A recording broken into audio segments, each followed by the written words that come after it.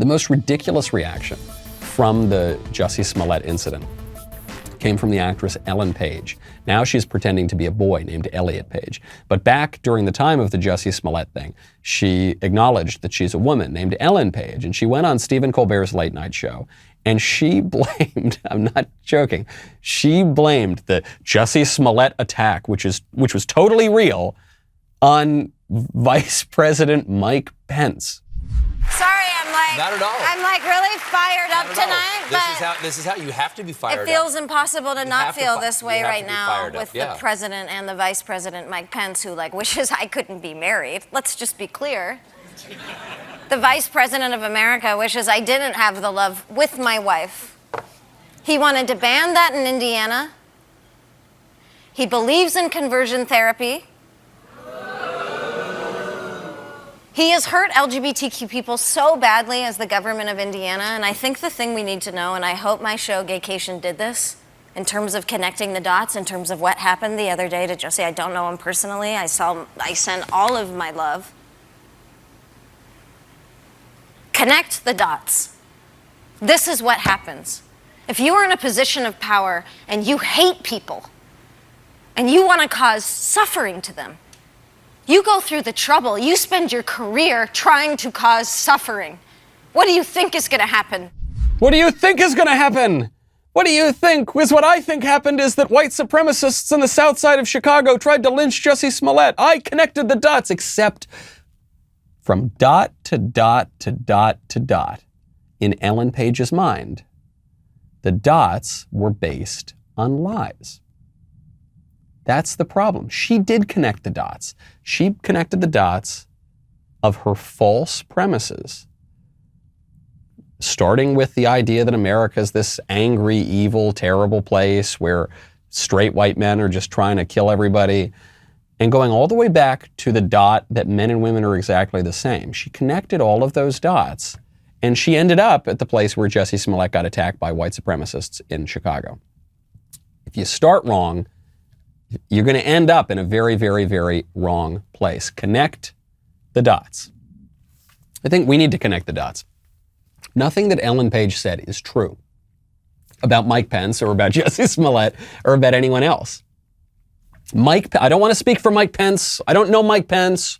I'm not his spokesman, but I suspect what Mike Pence would say about the accusation that he doesn't want her to get married to her lady or whatever, is that he has no opinion about her getting married to her lady, other than it is not possible for her to get married to her lady. No matter what the Supreme Court said, no matter what Anthony Kennedy said, it's not possible because marriage involves sexual difference. It does. And it's not like you hate gay guys or women, or it's just what we were talking about earlier. Because men and women are different, it's not possible. And I'm sorry, Ellen Page, that I can't change reality for you to make that possible. And I'm sorry that not even Anthony Kennedy on the Supreme Court can change reality to make that possible for you. And no one's saying that you can't have affection for this lady or vice versa. And no one's even saying that you can't do whatever I don't know, whatever you guys do. But, no one is even saying that. We're just saying that the reality of marriage, and marriage is, again, we're just talking about one institution, one natural institution, but there are many others. The reality of these things cannot be made to bend to your misunderstanding and your will and your desires. It just can't happen. Okay? And so if you went all the way back and you said, actually, men and women actually are different. And Mike Pence it's not, he hates me, and it's not that this is an evil, tyrannical place because the people who want to acknowledge reality are, they're filled with bile and malevolence, and it's just that, there is this thing as reality, and it's a fallen, broken world, and we have all got to deal with that. If you connected all those dots, then you would look at the incident that happened with Jussie Smollett, his fake attack, and you would just laugh about it, like Dave Chappelle did. Remember, Dave Chappelle called it at the time. He was like, this isn't real. This is not, I don't think so. So do you remember, okay.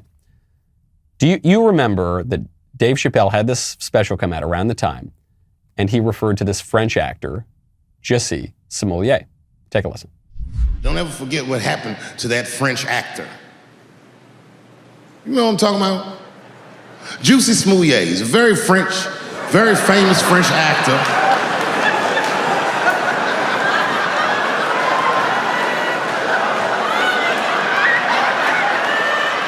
Y'all never heard of Jussie Smollett? Okay, so I have an unpopular admission to make, which is I never got why this line is all that funny. I thought the bit was funny. I thought that Dave Chappelle talking about how Jussie, obviously, that this wasn't real, and Chicago, come on, it's Chicago, guys, give me a break. I thought that whole thing was funny. But pronouncing his name in a French accent, I've never understood why that is funny. I know that's an unpopular take. Everyone gets a big kick out of it. At first, I thought the reason he was doing it was to distance himself from Jussie Smollett, in that, like, Dave Chappelle, I'm a black man, and Jussie Smollett is a black man, but I'm embarrassed by what this black man has done, so I want to separate us as much as possible, so I'm going to call him a Frenchman. But then he refers to him as a black guy. So anyway, that bit is just a little bit of a digression here. But the point that Dave made was absolutely right. Because Dave Chappelle, more than many people in our culture, has at least some grasp on reality. And so he knew, I don't think so. I don't think that that's really going to happen. It's not hateful. It's not mean. It's not cruel. It's not Mike Pence walking around with electrodes trying to just zap anybody that he doesn't like. It's not cruel to say, look, there are realities here. And we just have to deal with that. And in a broken world, that's going to be difficult for us sometimes. And there's going to be suffering. And that's just the way the world works, is that there's suffering. And we need to take that suffering and have it be sanctifying and edifying for us. Or we can have some dude beat all the chicks at the women's swim meets. And much, much worse than that. Or we can have some dude walk into a women's bathroom in Loudoun County and brutalize some girl. Or it can get worse and worse and worse and worse. All in the name of a misguided compassion and a misunderstanding of the world. When guests come up to my door this holiday season, this is how I'm going to greet them. I'm going to greet them holding up these two gigantic knives to show off the incredible Japanese steel that they are made with. Kamikoto makes great Japanese steel kitchen knives using more than 800 years of traditional techniques from Japan. Each knife comes in a beautiful wooden heavy-duty box. It makes sure that the knives are stored safely, and it makes Kamikoto a great gift. Each Kamikoto knife goes through a rigorous 19-step process that takes several years from start to finish to complete. The expert bladesmiths forge and shape raw steel into hardy blades, polishing and sharpening them to an excruciatingly fine edge. Each knife is individually inspected. Kamikoto is so confident about their knives that each knife comes with a lifetime guarantee. I really strongly recommend it.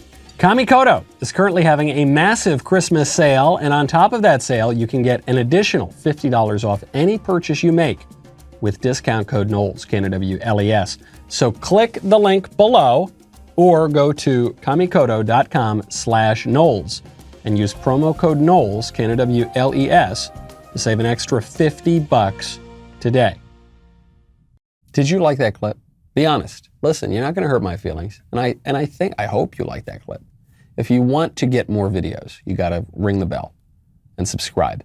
And if you want to get all the real notifications and not have our friends in big tech shut you out, you got to go to Apple Podcasts, Spotify, Stitcher, Google Play, wherever you get your podcasts. Type in The Michael Knowles Show, subscribe, leave a 5-star review. We'll see you next time.